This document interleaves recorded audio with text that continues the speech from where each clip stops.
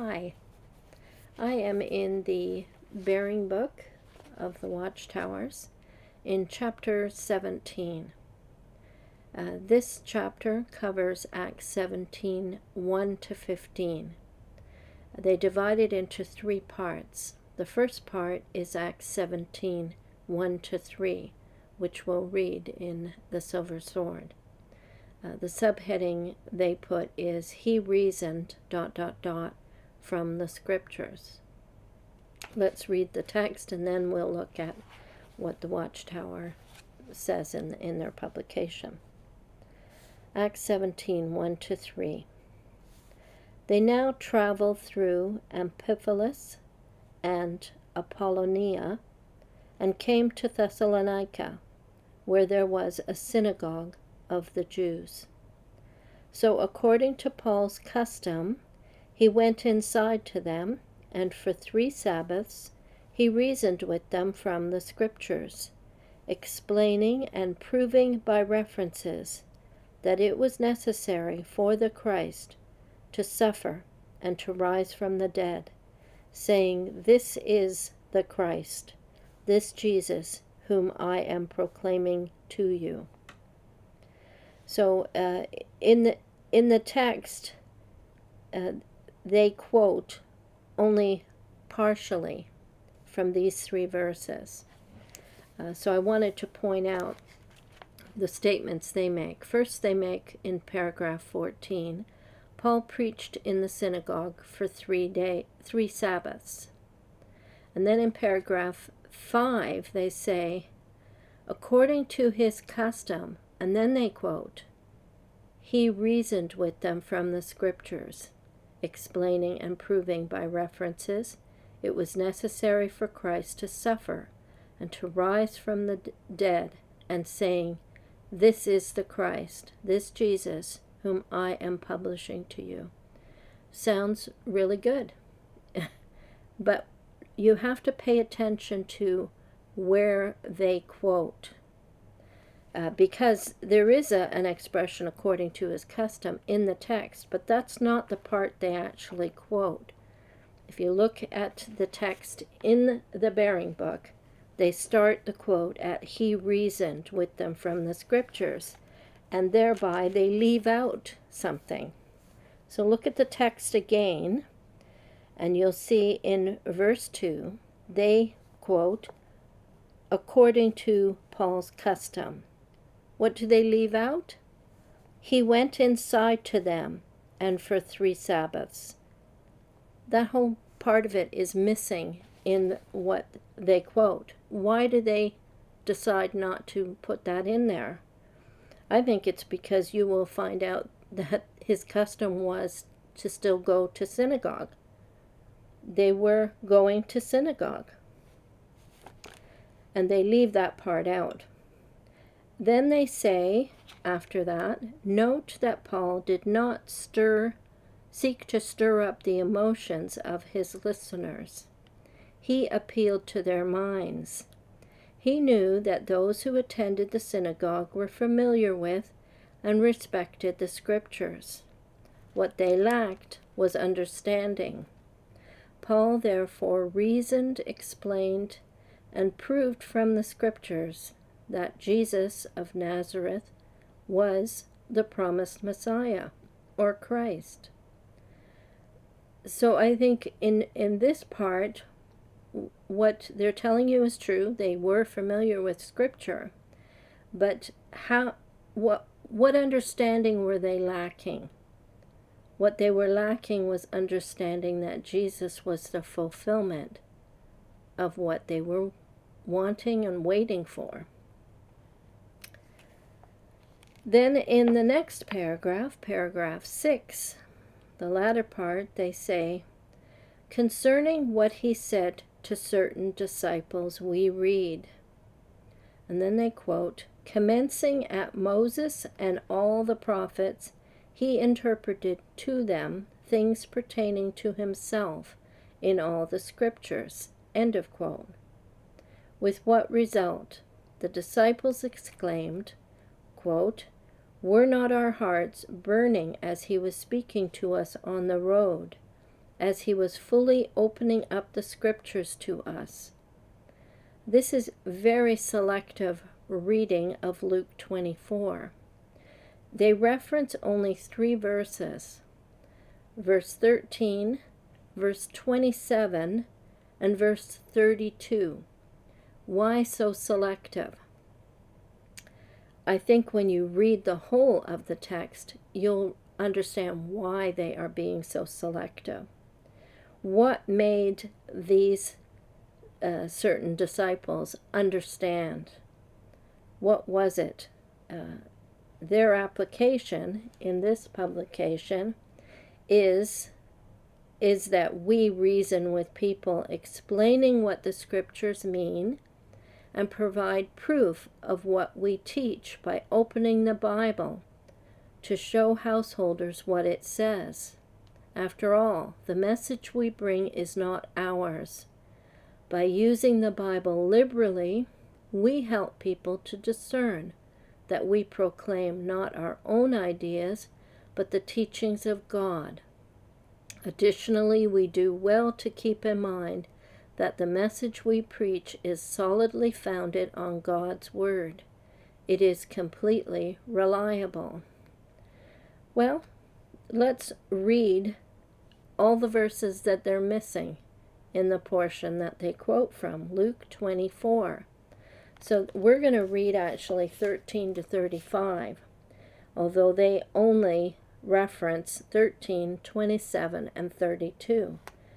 And I think by reading it, you will understand why they have been very selective in the verses they've chosen to talk about. So let's go to Luke 24.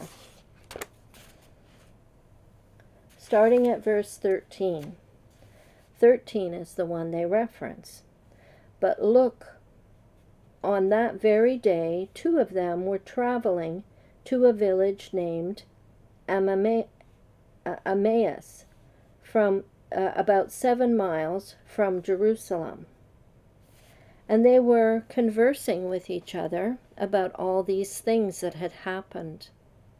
Now, as they were conversing and discussing these things, Jesus himself approached and began walking with them. But their eyes were kept from recognizing him. This is a point that we need to know as ex-witnesses or as witnesses, because their eyes are kept. It's the argument that they didn't recognize him, so he must have had a different looking body, which is used by the Watchtower. This says they're kept from recognizing him. 17. He said to them, "What are these matters that you are debating between yourselves as you walk along?" And they stood still, looking sad. In answer, the one named Cleopas said to him, "Are you a stranger dwelling alone in Jerusalem and do not know the things that have occurred there during these days?" He asked them, "What things?" They said to him, "The things concerning Jesus, the Nazarene, who proved to be a prophet, powerful in deed and word before God and all the people, and how our chief priests and rulers handed him over to be sentenced to death, and they nailed him to the stake. But we were hoping that this man was the one who was going to deliver Israel. Yes, and besides all these things, this is the 3rd day since these things occurred." They were expecting something, the disciples. They were expecting not one coming of Jesus, only one coming of Jesus. They weren't thinking there was going to be a second coming as well. So they were believing what the scripture said about the Messiah, and they were expecting that when they recognized Jesus as the Messiah, he would set up his kingdom right there and then, and that he would deliver Israel. because the word Messiah is a Hebrew word. It's a word that prophesied an anointed king for Israel. So it can't mean less than that, but it can mean more, and it did mean more. But they didn't realize that he would have to suffer. So we'll continue in the text. Verse 22 we're at. Moreover, some women from among us also astonished us, for they were early to the tomb. They went early to the tomb. And when they did not find his body, they came, saying that they had also seen a supernatural sight of angels who said he is alive. Then some of those who were with us went off to the tomb, and they found it just as the women had said, but they did not see him. So he said to them, O senseless ones, and slow of heart to believe all the things the prophets have spoken. Was it not necessary for the Christ to suffer these things and to enter into his glory? 27 we're at. 27 is the one they reference. And starting with Moses and all the prophets, he interpreted to them things pertaining to himself in all the scriptures. 28. Finally, they got close to the village to which they were traveling, and he made as if he was to travel on farther.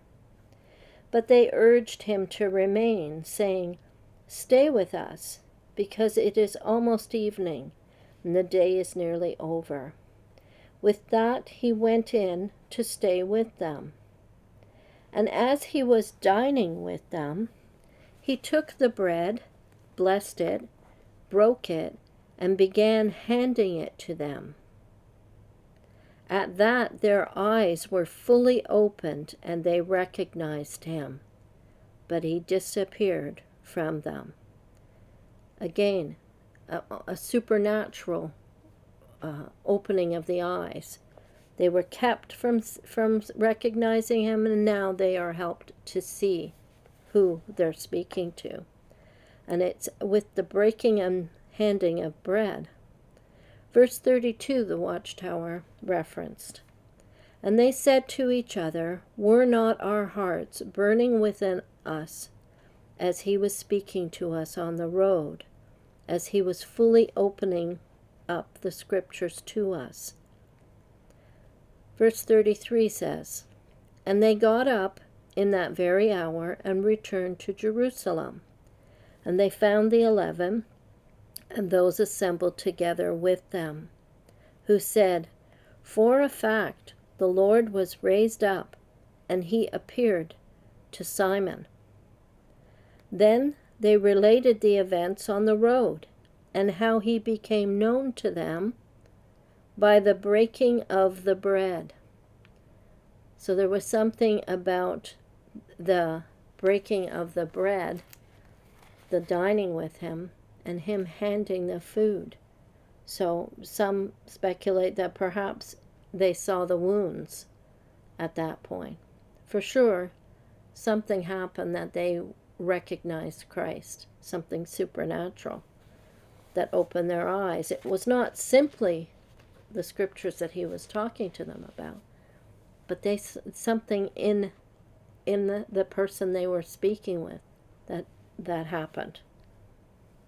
Why does the Watchtower not want us to read that whole text, or at least encourage the reading of the whole text?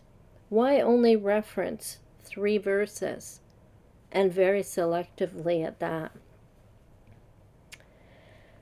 So I was tempted even to go further in this passage, because there's other things that are mentioned. So I would encourage you to read the whole of chapter 24. Carry on from 35 for sure, because there are other things that convince them that this is Jesus. So again, when we were witnesses Did we ever encourage people or open the Bible at the door and read long passages of Scripture? Did we do it with our Bible studies? Did we do it at the Kingdom Hall? My David did. I mean, some people might do it on their own, but what happened was David did that, and it helped him to leave the witnesses. I did it afterwards, and it helped me to leave the witnesses. So I would say God can speak for himself. Read the Bible. Read the context. Don't be satisfied with just the verses that they reference and partially quote, or even if they quote the whole thing, they leave out what's in the context. I'm going to link to 2 videos. The first one is another one from the Bearing Book discussion. It's the Bearing Book number 31. Protect yourself from JW manipulation. Look up cited texts. So this is in reference to another one where they did a similar thing. 2, as a Jehovah's Witness pioneer myself, I used Job 19 illegitimately, unaware my proof text backfired if I read it in context. Thank you for listening.